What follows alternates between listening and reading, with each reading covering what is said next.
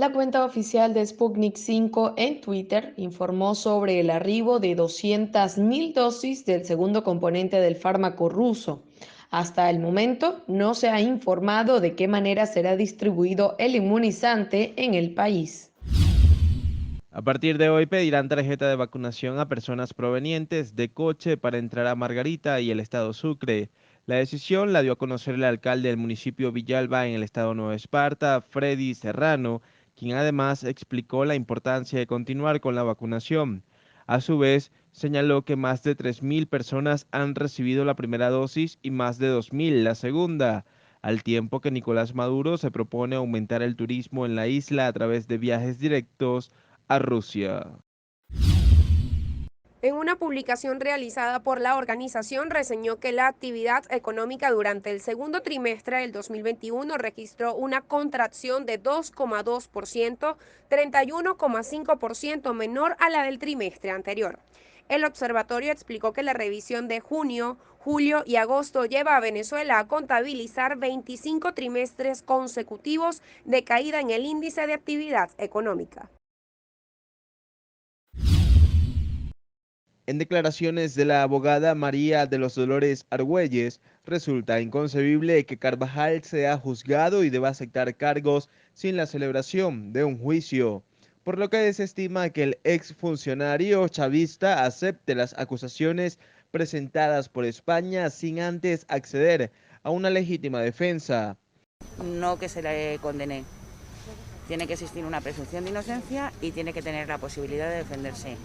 No decir, como han dicho siempre, que primero diga que está de acuerdo con la acusación que le ponen y a partir de ahí ir rebajando años por la información que dé. Así no son las cosas.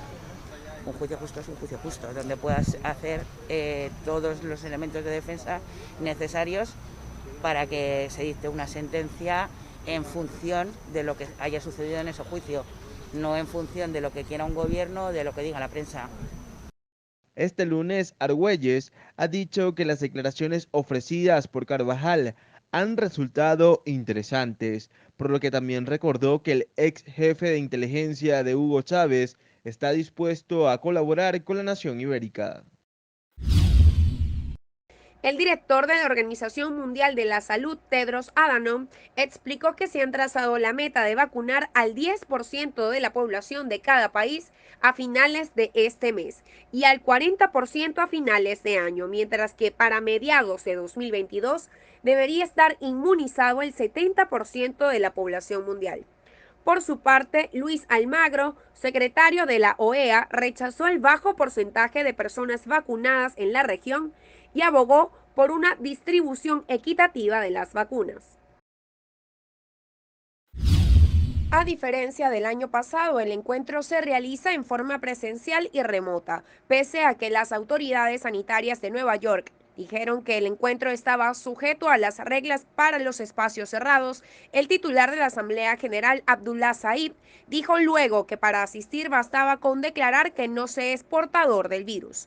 El primero en hablar será, como es tradición, el mandatario de Brasil, Jair Bolsonaro. Para la ocasión se anunció también la presencia de los presidentes de Cuba, Miguel Díaz-Canel, y de Venezuela, Nicolás Maduro, pese a que Washington ofrece una recompensa de 15 millones de dólares por la captura de este último, al que se acusa de terrorismo y tráfico de drogas. Conmoción en Rusia.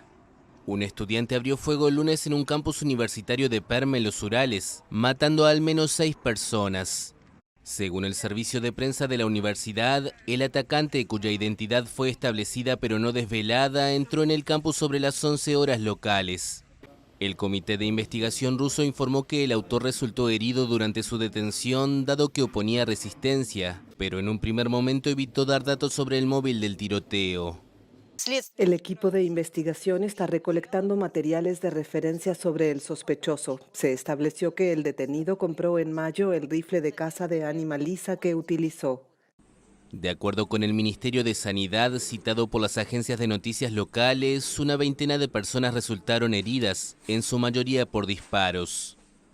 Los tiroteos en escuelas o universidades eran raros en Rusia, donde el control de armas era estricto, pero son más frecuentes en los últimos años. Esto llevó a las autoridades a revisar la normativa respecto a la autorización para portar armas. El gobierno británico criticó el desarrollo de las elecciones legislativas en Rusia, ganadas mayoritariamente por los partidarios del presidente Vladimir Putin, calificándolas de grave retroceso de las libertades democráticas. El Ministerio de Relaciones Exteriores británico explicó que las medidas adoptadas por las autoridades rusas son para marginar a la sociedad civil, silenciar a los medios independientes e impedir que los auténticos candidatos de la oposición participen en las elecciones, lo cual socava la pluralidad. Las elecciones parlamentarias en Rusia se dieron este domingo, en donde los principales aliados de Navalny fueron detenidos o huyeron del país, y cualquiera que estuviera asociado a su grupo no fue autorizado a disputar la elección. Unos 14.800 migrantes, mayoritariamente de Haití, acampaban bajo un puente en la frontera sur de Estados Unidos, una crisis humanitaria que pone en aprietos al gobierno de Joe Biden. Los migrantes están en una zona controlada por las autoridades de aduanas y fronteras, que desplegaron 400 efectivos adicionales para tratar de contener la crisis y mejorar el control del área, según un comunicado del Departamento de Seguridad Interior. Las autoridades indicaron que añadirán transporte adicional para acelerar el ritmo de vuelos e incrementar la capacidad de traslados hacia Haití y otros destinos. Las lenguas de lava del volcán Cumbre Vieja entraron en erupción el domingo a las 3 de la tarde en la isla Canaria, en donde los habitantes relatan que primero se sintió un temblor, seguido del rugido del volcán. Tras cumplirse 24 horas del inicio de la erupción, la lava ya ha alcanzado vías principales y ha derribado e incendiado casas enteras, por lo que los habitantes de La Palma han sido desalojados casa por casa y trasladados a canchas de fútbol y campos de refugio. A su vez, los vecinos de La Palma han informado que solo han podido sacar unas pocas pertenencias de sus casas, mientras que la lava avanza lentamente hacia el mar. La isla fue visitada por el presidente del gobierno español, Pedro Sánchez, quien mostró su apoyo a los afectados. En primer lugar, trasladar desde el Gobierno de España toda la solidaridad con las familias afectadas por esta erupción del volcán y, sin duda alguna, el compromiso del Gobierno de España total, absoluto, rotundo, para que cuando proceda la recuperación y la reconstrucción de los daños ocasionados por este volcán puedan, al menos, si no recuperar su normalidad previa a la erupción del volcán, sí recuperar muchos de sus, de su día a día, de su normalidad, y evidentemente que no quede dañadas sus economías. El apartamento fue construido por quien ingenió la torre, Gustave Eiffel, para disfrutar él mismo de su imponente monumento, en donde estaba hasta un piano de cola y un pequeño laboratorio. El apartamento fue amoblado de una forma simplista y se encuentra justo debajo de la aguja en la parte superior de la torre. Gustave Eiffel se negaba a alquilarlo a pesar de recibir ofertas millonarias.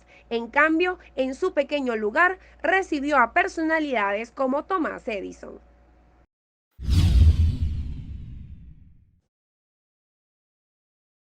La celebración de estas sesiones inició con una cumbre paralela en la cual 40 mandatarios fueron convocados por Naciones Unidas para presentar nuevos compromisos, entre ellos el presidente de Colombia, Iván Duque, y el jefe de gobierno de los Estados Unidos, Joe Biden. Durante su intervención, Duque reprochó la desigualdad que se ha brindado en cuanto a la distribución de las dosis y los recursos para los países más vulnerables del mundo y América Latina. La pandemia ha agravado otras crisis cuyos efectos son igualmente amenazadores. Somos testigos de los mayores efectos del cambio climático y de las mayores desigualdades ocasionadas por las recesiones económicas y por las crisis migratorias de quienes están dispuestos a arriesgar sus vidas por un empleo digno o un plato de comida y que al mismo tiempo huyen de dictaduras y regímenes oprobiosos. También la pandemia ha puesto en evidencia las afectaciones a la construcción de la paz y el cumplimiento de los objetivos de desarrollo sostenible. Hoy, convoco a la comunidad internacional a fortalecer el multilateralismo en materia de salud y avanzar en la equidad para la distribución de las vacunas. Señores delegados, este es nuestro deber moral. Si se mantienen atrasos en la distribución equitativa de vacunas para todas las naciones, nos exponemos como humanidad a que nuevas variantes puedan atacarnos con mayor ferocidad. La inmunidad global requiere de la solidaridad para que no exista acaparamiento de unos frente a las necesidades de otros. Por su parte, el presidente de los Estados Unidos, Joe Biden, reconoció que su nación ha sido una de las más afectadas por la COVID-19, aunque no es la única preocupación que mantiene alerta a su gobierno. Indicó que el terrorismo sigue tomando auge en medio de la pandemia, por lo que considera prudente que Estados Unidos avance hacia una nueva era diplomática. Nos reunimos en un momento donde hay mucho dolor y también muchas posibilidades. Hemos perdido muchísimo durante la destructiva pandemia, que todavía ciega las vidas de muchas personas y que está amenazando nuestra existencia. Y tenemos que hacer frente también a la amenaza del terrorismo. Hemos acabado 20 años de conflicto en Afganistán y ahora que cerramos este periodo de guerra sin cese, nos abordamos una nueva era de diplomacia donde vamos a aprovechar nuestro poder para invertir en las vidas de las personas, para renovar y para defender la democracia, independientemente de las dificultades, independientemente de la complejidad de los problemas. El gobierno del pueblo y para el pueblo es y sigue siendo la mejor manera de ofrecer resultados a todos. Tenemos que reforzar los pilares de esta organización. La Carta de Naciones Unidas, la Declaración Universal de Derechos Humanos, ahora también que nos enfrentamos a nuevas tecnologías, a nuevas amenazas. ¿O vamos a permitir que se pisoteen esos principios universales en búsqueda de un poder político? A su vez, el presidente de Brasil, Jair Bolsonaro, quien fue el primero en hablar en la asamblea, dijo estar de acuerdo con el proceso de vacunación y en contra del pasaporte sanitario o de cualquier obligación relacionada con la vacuna. Bolsonaro, quien llegó a la reunión sin estar inmunizado, fue criticado por algunos mandatarios. En 60 días solo se lograron atender a 21,80% de la población penitenciaria recluida en los centros de detención preventiva. Así lo señala este documento en su introducción. Una ventana a la libertad determinó que la Comisión para la Reforma del Poder Judicial no logró en los 60 días prometidos acabar con el hacinamiento existente en los calabozos policiales del país. La ONG explicó que al cumplirse el lapso de 60 días anunciados desde el Palacio de Miraflores, la mencionada comisión había visitado a los centros de detención preventiva de solo 12 estados del país. De acuerdo con la investigación, pasados los 60 días de trabajo, se había logrado atender el caso de 7.614 privados y privadas de libertad, es decir, 16,66% de la población penitenciaria recluida en calabozos policiales. Quien fuera jefe de contrainteligencia militar en los gobiernos de Hugo Chávez y de Nicolás Maduro afirmó que su información tendrá valor si es canalizada de forma correcta y que ha dado inicio a un proceso de colaboración con la justicia española, mas no con el gobierno español, quien ha violado leyes con el fin de extraditarlo ilegalmente a los Estados Unidos, según dijo. En esta carta difundida también hizo mención del vicepresidente del Partido Socialista Unido de Venezuela, Diosdado Cabello, donde asegura que se equivoca al llamarlo traidor. Se traiciona cuando se rompen compromisos. Mi compromiso siempre ha sido con el pueblo venezolano. A pesar de estar en prisión, soy más libre que tú. Soy libre de conciencia, hice todo lo que pude hacer por mi país y lo seguiré haciendo siempre, concluyó. Las plataformas digitales se hicieron eco de esta información donde Carvajal dejó saber de su cooperación con la misión de la ONU y la Corte Penal Internacional. Durante el noveno mes del año 2021 hubo 26 feminicidios, lo que eleva la cifra total a 177 casos consumados en Venezuela. 23.1% de los casos ocurridos en el estado Miranda, 15.4% en el estado Lara, 11.5% en el estado Bolívar, al igual que en el estado Carabobo, lo que en consecuencia dejó al menos 5 niños huérfanos. 45.2% de las víctimas tenían edades comprendidas entre los 19 y 30 años de edad. Carlos Alvarado, el ministro para la Salud de Nicolás Maduro, informó que los vacunados con la primera dosis de la Sputnik V pueden acercarse sin previa cita a su centro de vacunación en Caracas, La Guaira, Miranda y Aragua. La atención sin cita previa para las personas que reciben la segunda dosis estará disponible desde el 22 de septiembre y hasta el 30 de junio. Por su parte, en una información conjunta con el embajador de Rusia en el país, Sergei Melik-Bagdarasov, confirmaron la llegada de un nuevo cargamento de 1 millón de vacunas rusas Sputnik V. Galera revivió una tendencia llamada sologamia, en la que las personas solteras se casan con el espíritu de no necesitar una pareja para encontrar la felicidad. Apuntó que aunque a la mayoría de la gente le encantó la idea y encuentran este acto como interesante, creen que está bromeando, pero que esto es una realidad y otras mujeres han manifestado su intención de hacer lo mismo.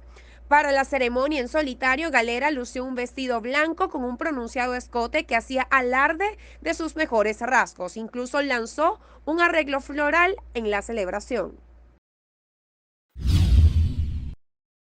El temblor se registró a las 10:14 hora local, con epicentro en el mar a 159 kilómetros de la ciudad costera de Lebu en la región de Biobío, unos 642 kilómetros al sur de Santiago según el Centro Sismológico Nacional.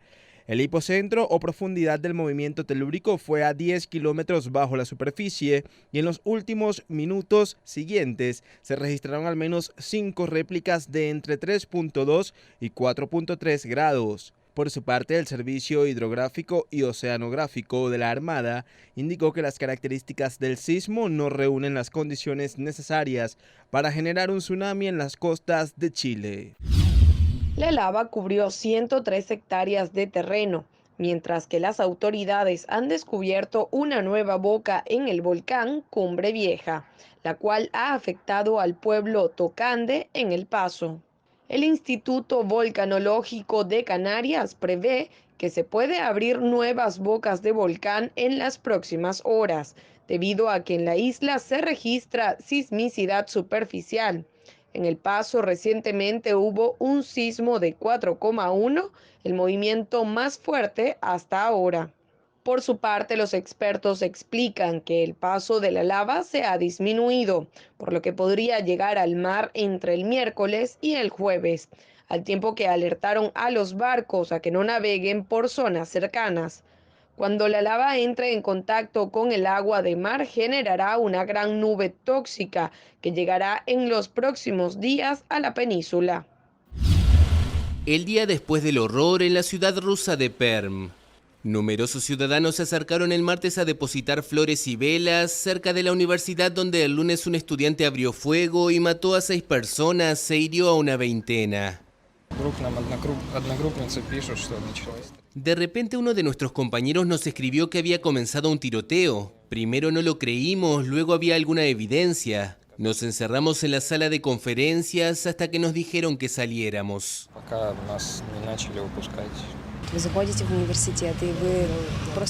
Imagina que vienes a la universidad y te das cuenta de que hay un hombre acostado ahí que fue asesinado. Intenta imaginar eso. Personalmente será difícil para mí.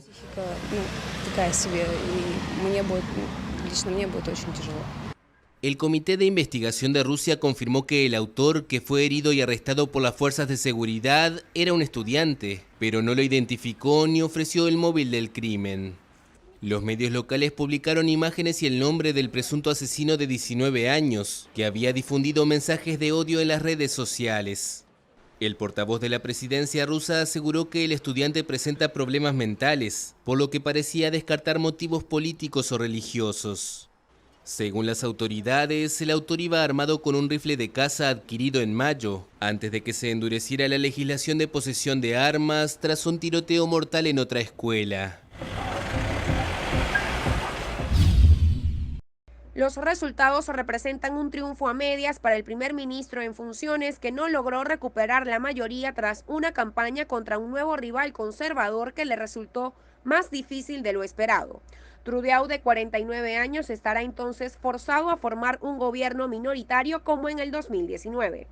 Según los resultados preliminares publicados por Elections Canada, que organiza la votación, el Partido Liberal obtendría 158 escaños, por debajo del umbral de 170 necesarios para obtener la mayoría.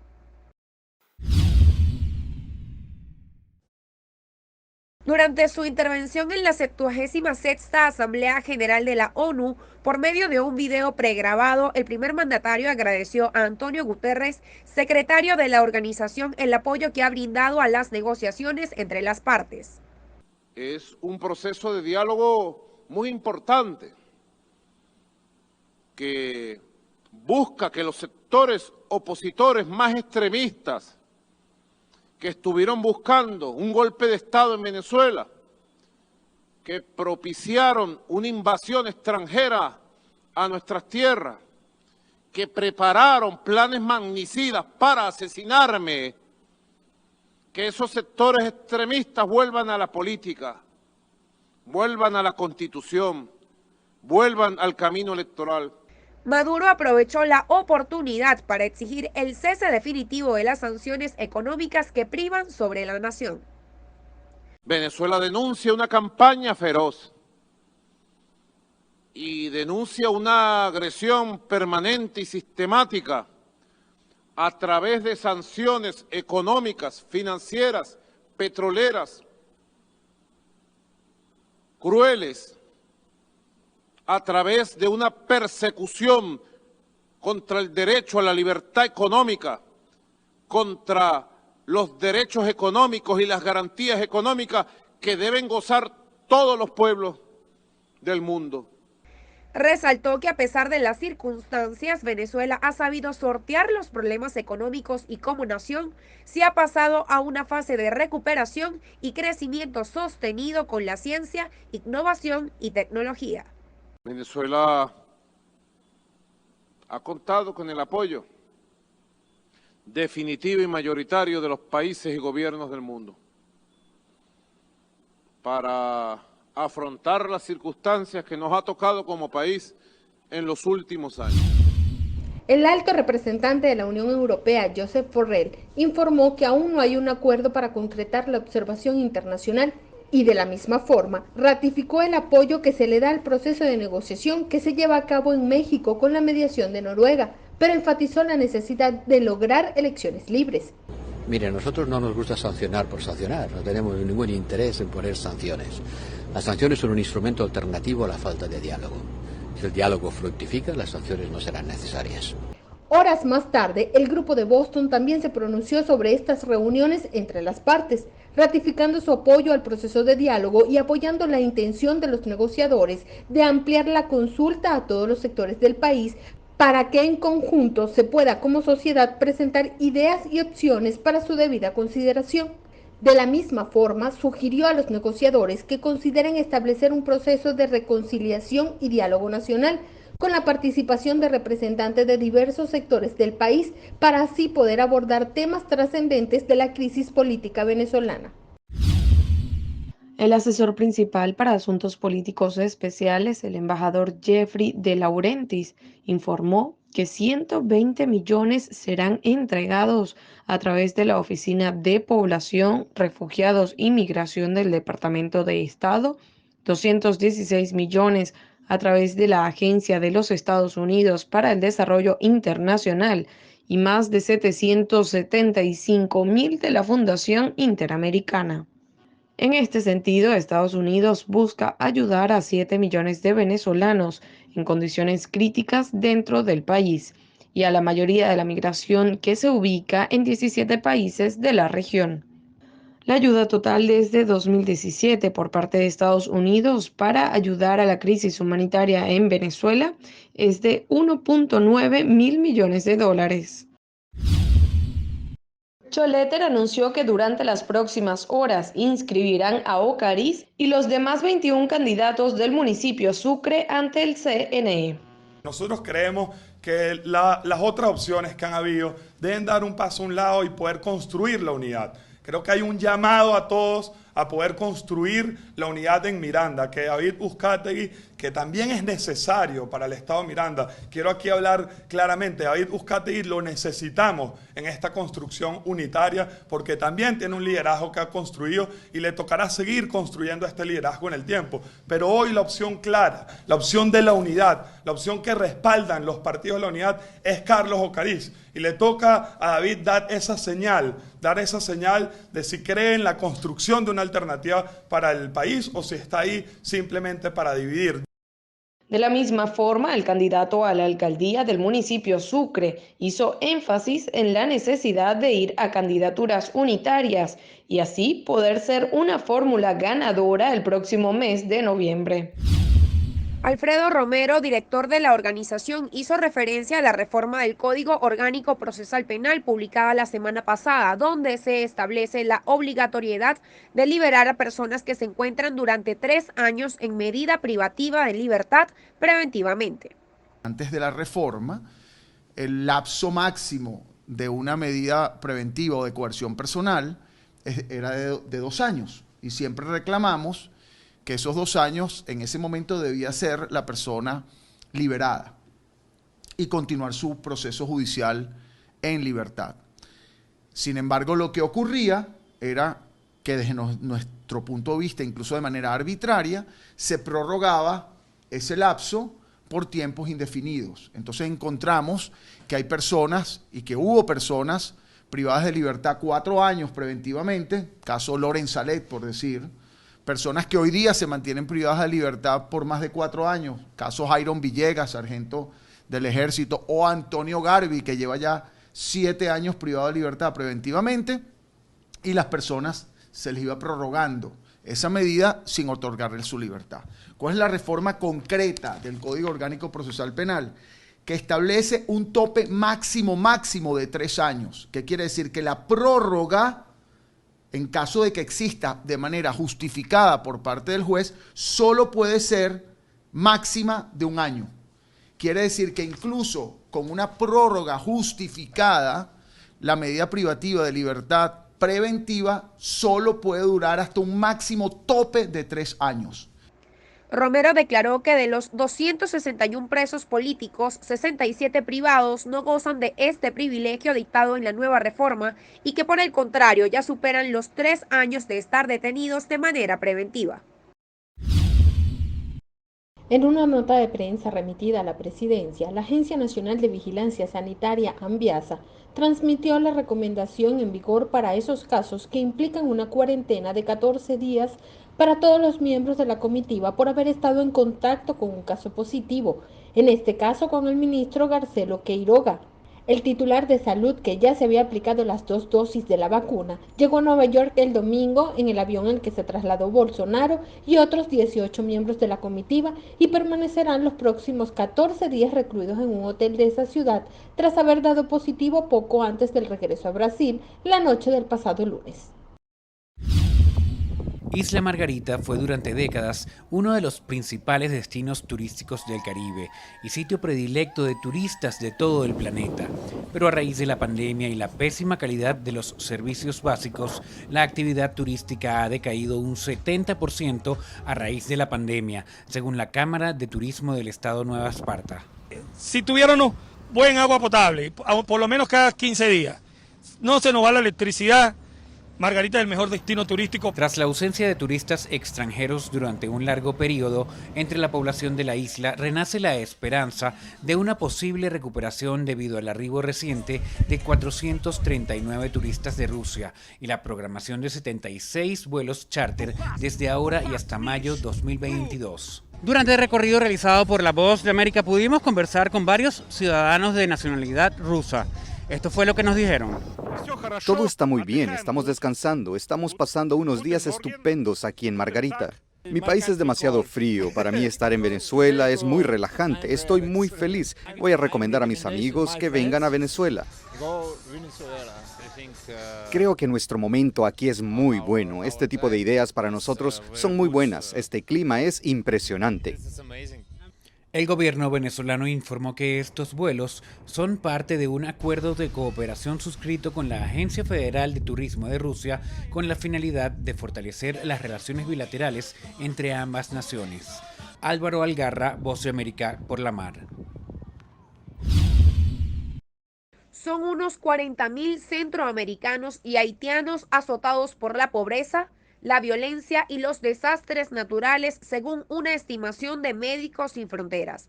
La localidad de Tapachula, de 350.000 habitantes, está colapsada con la llegada de desplazados que buscan cruzar a Estados Unidos. Por todas partes, miles de migrantes deambulan desesperados por escapar de esta ciudad del sur de México que ven como una cárcel en su dramático camino hacia Estados Unidos.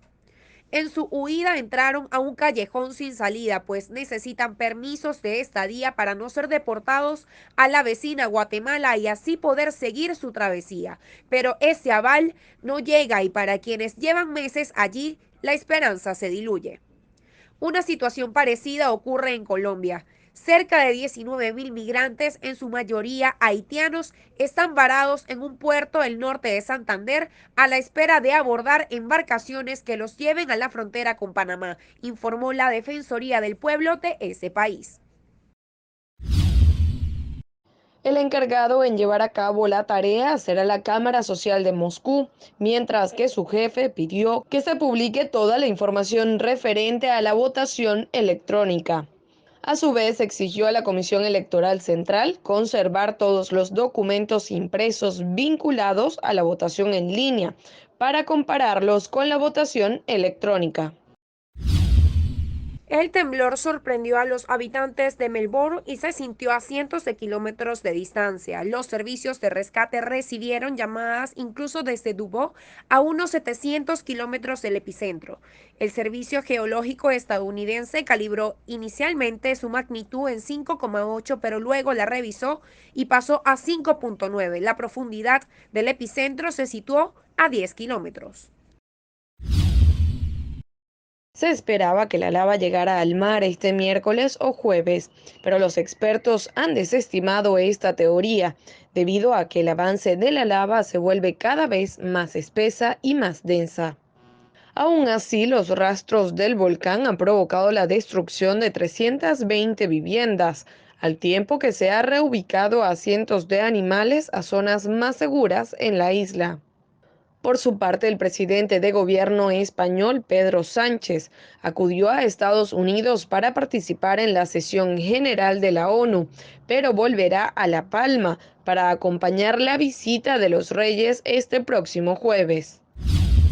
Iniciamos los deportes con una lamentable noticia para la afición venezolana, ya que el combinado vinotinto cayó este miércoles 3-2 en su partido de octavos de final del Campeonato Mundial de Fútbol Sala, que se celebra en Lituania. La delegación venezolana batalló con un ímpetu característico, pero en esta ocasión no fue suficiente ante su similar de Marruecos, que contó con una jornada inspirada por parte de su jugador Soufiane El Mesrar, autor de las 3 dianas del elenco ganador. Por los criollos anotaron Jesús Viamonte al minuto 13 del primer tiempo y Milton Francia mandó la pelota al fondo de las redes cuando transcurría el minuto 7 de la etapa complementaria. De esta manera, la Vinotinto se despide del certamen ecuménico con un sabor agridulce, ya que consiguió par de victorias, un empate y tan solo un tropiezo. El arzobispo emérito de Caracas, el cardenal Jorge Urosa Sabino, falleció a los 79 años de edad como consecuencia de la COVID-19. Sabino había sido internado en la unidad de cuidados intensivos de la Clínica Metropolitana tras haberse complicado por COVID-19. Urosa nació el 28 de agosto de 1942 en Caracas, Venezuela. Fue hijo de Luis Manuel Urosa Youd y Ligia Sabino de Urosa. Cursó sus estudios en el Colegio La Salle, Tienda Honda, y asistiendo como feligrés a la Santísima Iglesia Parroquial de San José de Caracas. Luego estudió filosofía en el Seminario Santa Rosa de Lima, en la capital venezolana. Finalmente obtuvo su doctorado en teología dogmática en la Pontificia Universidad Gregoriana de Italia. El 15 de agosto de 1967 fue ordenado sacerdote por el cardenal José Quintero Parra. Entre los cargos que ocupó Urosa están rector y profesor en el Seminario de San José en Caracas, luego rector del Seminario Interdiocesano de Caracas. Luego pasó a ser vicario general de la Arquidiócesis de la capital venezolana para luego presidir la Organización de Seminarios Latinoamericanos. Su nombramiento como obispo auxiliar de Caracas y obispo titular de la diócesis vejeselitana invisanesa se produjo el 6 de julio de 1982 por el Papa Juan Pablo II. El 22 de septiembre de ese mismo año recibió su consagración episcopal. En marzo de 1990 fue nombrado arzobispo de Valencia, mientras que fue nombrado arzobispo de Caracas el 19 de septiembre de 2005.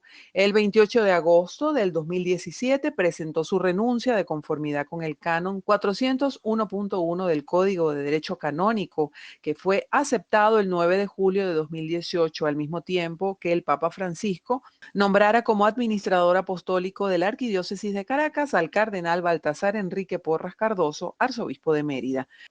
Desde BPI TV, su junta directiva, gerencia y personal de toda nuestra planta televisiva, nos unimos al dolor que embarga a toda Venezuela. Paz a su alma. Tras 2 días de juicio, el tribunal destacó la especial violencia de Ramírez Sánchez en este atentado perpetrado para presionar al Estado. Este contestó al juzgado diciendo muchas gracias, tras conocer la pena. Un tribunal de apelación había confirmado en 2018 la cadena perpetua, la tercera para Carlos el Chacal, por haber lanzado una granada en la galería en el corazón de París. Sin embargo, la Corte de Casación anuló en 2019 parcialmente esa sentencia y ordenó a que se celebrara un nuevo juicio únicamente sobre la pena. Su abogada aseguró que el terrorista venezolano no recurrirá ante el Supremo la nueva condena a cadena perpetua dictada, pero sí solicitará el traslado judicial a su país de origen, Venezuela, para cumplir las penas. Saab aseguró que ambos militan en las líneas más extremistas que adversan al gobierno nacional desde el año 2017. En tal sentido, se le promovió una orden de aprehensión y una solicitud de extradición, la cual fue aprobada por la justicia venezolana a partir del año 2019. Recordemos entonces que Carvajal formó parte de la llamada Operación Constitución, una conspiración para atentar contra la vida del primer mandatario nacional, Nicolás Maduro, y realizar asesinatos selectivos de dirigentes políticos, de miembros de poderes públicos nacionales. Además, aseguró que Carvajal es acusado, además de delitos como traición a la patria, financiamiento al terrorismo y asociación para delinquir. Como iniciativa histórica en el marco de la solidaridad latinoamericana con refugiados y migrantes, calificó Grandi a esta medida que implementó el país neogranadino. Duque agradeció este gesto e invitó a la comunidad internacional a tomar medidas similares, esto como mecanismo de ayuda a los migrantes venezolanos. El representante estadounidense dio sus declaraciones luego de que el presidente de México, Andrés Manuel López Obrador, recibiera a ambos mandatarios para una reunión de la CELAC. Al tiempo que pidió al presidente estadounidense Joe Biden y a la comunidad internacional que rechacen los autoritarismos de Cuba, Venezuela y Nicaragua. El embajador ruso en Caracas confirmó la información a través de su cuenta en Twitter. Por su parte, no aclaró cuántas vacunas llegaron al país o si se trata de la primera o la segunda dosis. Venezuela ya ha recibido más de 1 millón de vacunas rusas de su segunda dosis. A su vez, el ministro de Salud, Carlos Alvarado, afirmó que en el país se ha inoculado a más de 8,8 millones de personas con la primera dosis, mientras que 5,25 millones ya recibieron la segunda y están completamente inmunizadas. Según un estudio, los viajeros prefieren pagarse unas vacaciones de lujo dentro de su propio país que viajar a terceras naciones con un presupuesto más reducido. La agencia de viajes Expedia explicó que sus clientes se han vuelto más precavidos y ahora el seguro de viajes no es tomado en cuenta solo como un requisito. Una investigación del Foro Internacional de Turismo asegura que el 40% de las personas está dispuesta a invertir sus ahorros en viajes para el próximo año. Juan Francisco Espinosa, director de Migración Colombia, informó que le han solicitado a Panamá que amplíe la cuota del paso de migrantes debido a la gran cantidad de haitianos que esperan para pasar en el departamento colombiano de Antioquia.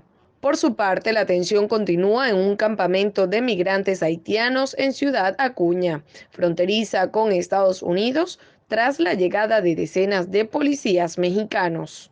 El operativo fue desplegado luego de que el Instituto Nacional de Migración anunciara que verificará la situación de los extranjeros para que retornen a los lugares donde ingresaron sus solicitudes de refugio en México, a fin de darles continuidad. A su vez, el gobierno estadounidense anunció la suspensión temporal del uso de caballos para la patrulla de la zona de la frontera con México, mientras que el enviado especial de Estados Unidos en Haití renunció a su cargo 2 meses después de su nombramiento, al denunciar las deportaciones del gobierno de Joe Biden de miles de haitianos que cruzan la frontera desde México. En el texto dirigido al secretario de Estado Antony Blinken, describió a Haití como un lugar en el que los diplomáticos estadounidenses están confinados en instalaciones de seguridad debido a los peligros que representan las bandas armadas que controlan la vida diaria. Los reyes Felipe y Leticia visitaron el refugio del Fuerte, en donde prometieron a los afectados que no faltaría ayuda para reponerse ante esta tragedia. A su vez, agradecieron la labor de la Guardia Civil, la Policía Nacional y local, los bomberos, así como el Servicio Canario de Salud o la Cruz Roja. Por su parte, el volcán cambió de fase a una más eruptiva y ahora emite lava con mayor intensidad. El observatorio apunta a que el año 2020 representó un descenso en los homicidios para esta población de 9 de los 11 países que integran la red: Bolivia, Perú, Guatemala, México, República Dominicana, El Salvador, Nicaragua, Paraguay y Honduras. Y aunque en toda la región la situación resulta dramática, en países como Colombia se han encendido las alarmas. El año 2020 fue escenario de 233 asesinatos, lo que representa que pasa a ser la nación con más casos de América y el Caribe y permite que se considere que la tendencia a la baja en los homicidios en esos 9 países no represente un panorama alentador. La presidenta de la misión, Marta Baliñas, denunció la violación de los derechos humanos hacia opositores del gobierno y las organizaciones no gubernamentales en el país. Señaló que el sistema de justicia ha amedrentado a las víctimas de violaciones de derechos humanos. En respuesta, el ministro de Relaciones Exteriores de Venezuela, Félix Plasencia, aseguró que los argumentos de los representantes de la ONU están sustentados en falsas realidades. Por su parte, el secretario general de las Naciones Unidas, Antonio Guterres, y la alta representante para los derechos humanos de la ONU, Michelle Bachelet, denunciaron en un informe conjunto las represalias de la administración de Nicolás Maduro en contra de organizaciones no gubernamentales y ciudadanos que han cooperado con los mecanismos de la ONU. Mientras que más de una veintena de naciones señaló en el Consejo de Derechos Humanos su preocupación por la situación venezolana y apoyaron el trabajo de la misión de determinación de hechos.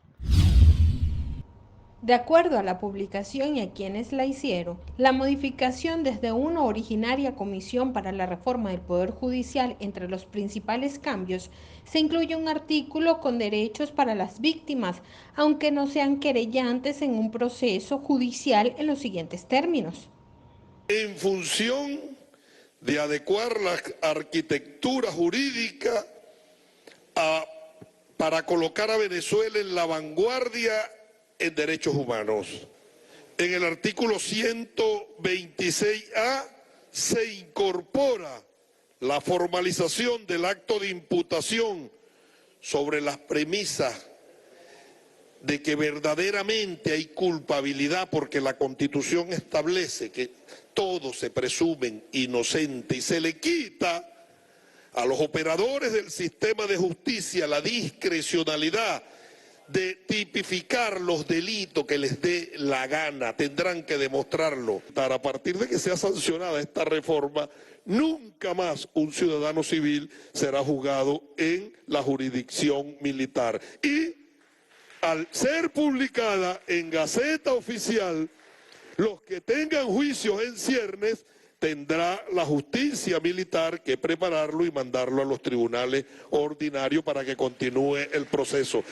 Sin embargo, defensores de los derechos humanos afirman que esta modificación en la ley se hizo violando los procedimientos establecidos en la Constitución.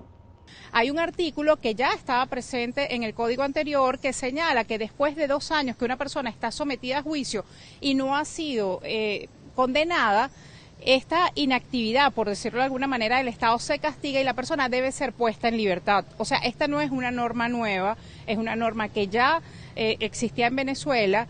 Y también vemos que está el tema de la reforma del Código Orgánico de Justicia Militar, en la cual se establece que los civiles no sean juzgados en la jurisdicción militar, sino que sean enviados a la jurisdicción ordinaria. Y acá también queremos hacer una reflexión señalando que esto ya había sido establecido por la Sala Constitucional y que en ningún momento estaba establecido en la norma que los civiles podían ser sometidos a una jurisdicción militar. Producto de esta reforma publicada la semana pasada, se dio inicio a un proceso de liberación de privados de libertad de quienes ya sus medidas preventivas de detención se encontraban fuera del lapso. Fueron liberados más de 6.000 reclusos o han sido liberados. No se sabe bien bajo cuáles criterios fueron puestos en libertad estos detenidos. No sabemos tampoco si hay planes para la reinserción de estas personas en la sociedad y tratar de evitar que incurran en una reincidencia delictiva. No sabemos si son personas involucradas en secuestros, homicidios, robos, delitos graves, que probablemente no les correspondía una libertad temprana, pero fueron lanzados a la calle. Es decir, todas estas son cosas que quedan en la oscuridad ante la falta de información oficial que dé luces sobre lo que ocurrió en la realidad. Una ventana a la libertad determinó que la Comisión para la Reforma del Poder Judicial no logró en los 60 días prometidos acabar con el hacimiento existente en los calabozos policiales del país. Para la Asociación Civil contra el Ciudadano, la reforma al Poder Judicial y en específico al Código Orgánico de Justicia Militar no es más que una medida inútil, ya que a juicio de su presidente Rocío San Miguel, el Estado venezolano pretende lavarse la cara ante la vigilancia internacional por violaciones a los derechos humanos que se han venido cometiendo en el marco de la aplicación de la justicia militar. Esta medida se tomaría con el objetivo de mejorar la economía venezolana. También mencionó que Caracas podría quedarse por fuera de este plan. Yo quiero alertar a la Gran Caracas, atención Gran Caracas, porque los contagios de coronavirus en la Gran Caracas se han disparado desde hace 2 semanas y no han bajado. Algo está pasando en la Gran Caracas. Si así siguiere, no podríamos flexibilizar noviembre y diciembre Caracas, no podríamos. Alfonso Riera, presidente de Front Consulting y expresidente de la Cámara Venezolana de Franquicias, señala que esta medida puede significar un apoyo considerable e importante a los microempresarios y a la economía en general. Que el emprendimiento es lo que está moviendo el mundo. Todos los países del mundo apoyan obviamente la labor del sector privado como pilar fundamental de generar progreso y bienestar en los países. Y todo parte por los emprendimientos, sin duda alguna. Y Venezuela, dada la crisis mundial, global y nacional específicamente, se han activado los emprendimientos derivados obviamente de la crisis. Recordemos que la crisis es las necesidades son los detonantes fundamentales de los emprendimientos. Difícil hacer estadística, pero hemos en monitoreo contabilizado, pudieran haber más de 2.500, cercano a 3.000 emprendimientos desde marzo de 2020 hasta acá. El poder tener factores de servicios, elementos de crédito, soluciones macroeconómicas, en eso debería ser el enfoque de todos los países y obviamente incluyendo Venezuela, pero aquellos empresarios que tienen empresas también son emprendedores todos los días descifrando, innovando y creando nuevas líneas y nuevas acciones. Entonces cuidado con que algún factor puntual, como en este caso, pueda traer incluso distorsiones en que alguno no pague impuesto frente a otro del otro lado de la calle que no se ha considerado entonces emprendedor y tenga que pagar impuestos. Ahí cuidado con las distorsiones. Podemos celebrar el que se haya percatado de la necesidad de apoyar al sector emprendedor en el país, como todo el mundo, todos los países lo vienen haciendo de manera importante y aguda, entendiendo que ahí está la base de desarrollo, progreso y bienestar, pero es necesario recordar que no son puntualidades, sino globalidades que tienen que trabajarse para que en el país pueda desarrollarse una labor de emprendimiento no solamente inicial, primaria, sino que sea además sustentable en el tiempo y sea capaz de generar progreso, empleo y bienestar.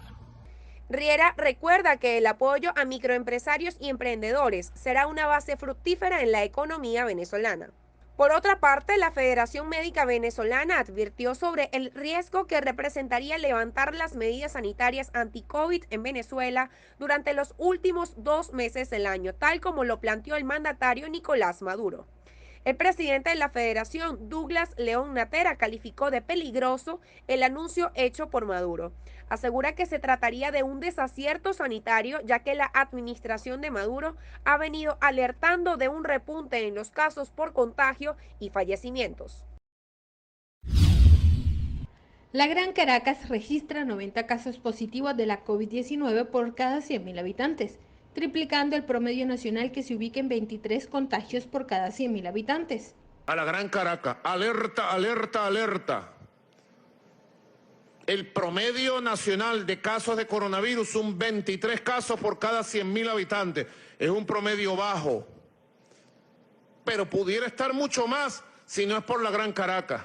¿Cuánto es el promedio de la Gran Caracas en este momento? Escuchen bien, el promedio nacional es 23 casos por 100.000 habitantes. Y el promedio de la Gran Caracas, atención, caraqueños y caraqueños, es 90 casos por cada 100.000. Más del triple del promedio nacional. Quedaría la Gran Caracas exceptuada de la flexibilización y del inicio de clases. No podríamos iniciar clases. Asimismo, la presidenta ejecutiva Delcy Rodríguez señaló que en la región capital circula en estos momentos la variante Delta del coronavirus, que tiene una incidencia de contagio muy rápida. El Papa envió un telegrama a las autoridades eclesiásticas venezolanas para lamentar la pérdida del cardenal, en donde dijo: recordando a este abnegado pastor que durante años y con fidelidad entregó su vida al servicio de Dios y de la Iglesia. Ofrezco sufragios por el eterno descanso de su alma, para que el Señor Jesús le otorgue la corona de gloria que no se marchita. Mientras que la Conferencia Episcopal Venezolana informó que los restos del cardenal fueron trasladados a la Santa Iglesia Catedral Metropolitana Santa Ana y sus restos fueron inhumados en el Panteón Arzobispal este viernes. El acto fue dirigido por el Monseñor José Trinidad Fernández, secretario general de la Conferencia Episcopal Venezolana, y el obispo electo de Trujillo presidió la Eucaristía por el eterno descanso de su eminencia, el cardenal Jorge Urosa. Lejos de su natal Venezuela, Amara Barroeta ha construido una nueva vida como empresaria y dueña del popular café y restaurante que lleva su nombre. Nos hemos convertido, a mí me gusta decir, como la embajada de Venezuela en la costa oeste, porque o al menos por lo menos en la ciudad de Los Ángeles. Aquí llegan muchos venezolanos, pero también hay mucho público latino de otros lugares, también mucho público americano, entonces aquí estamos representando la cultura venezolana a través de la gastronomía.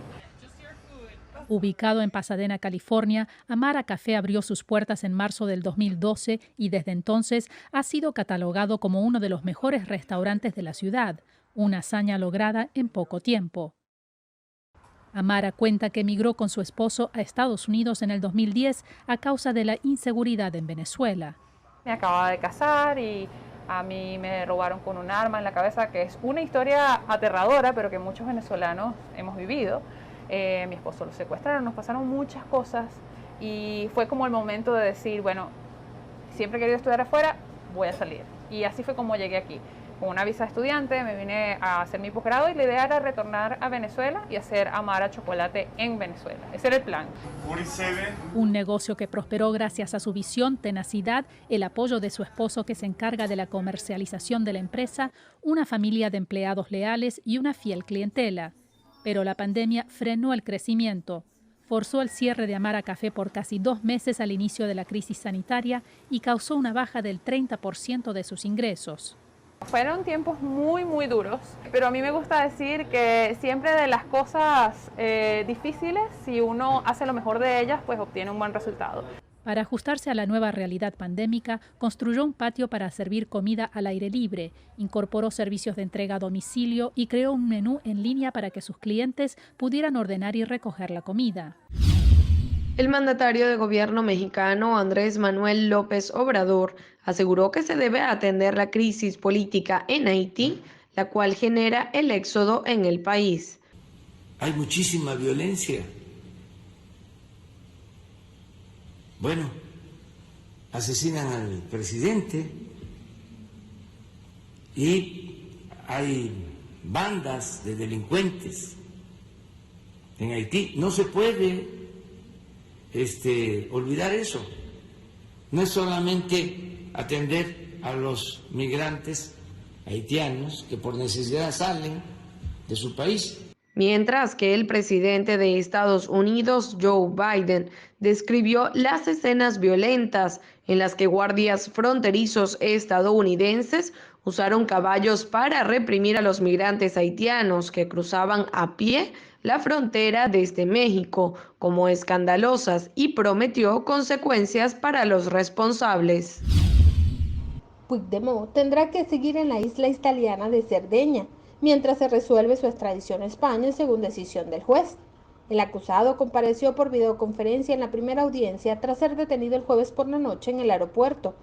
Está reclamado en España por sedición y malversación de fondos relacionados con el proceso fallido de independencia de 2017. Según la cuenta de Telegram del expresidente catalán, este acudirá a declarar el sábado en el marco de un proceso que podría durar algunas semanas. El país está próximo a enfrentar unas ajustadas elecciones legislativas que hacen prever largos meses de negociaciones para encontrar un sucesor de la canciller conservadora. Los comicios abren una nueva etapa política en Alemania que ha tenido a Merkel en el poder desde el 2005 y serán seguidos con gran atención en Europa ante la importancia política y económica de este país en la Unión Europea. Todavía muy popular entre el electorado tras 4 mandatos en los que se ha erigido como figura clave en la política internacional, Merkel es la primera canciller saliente desde 1949 que no se presenta a la reelección.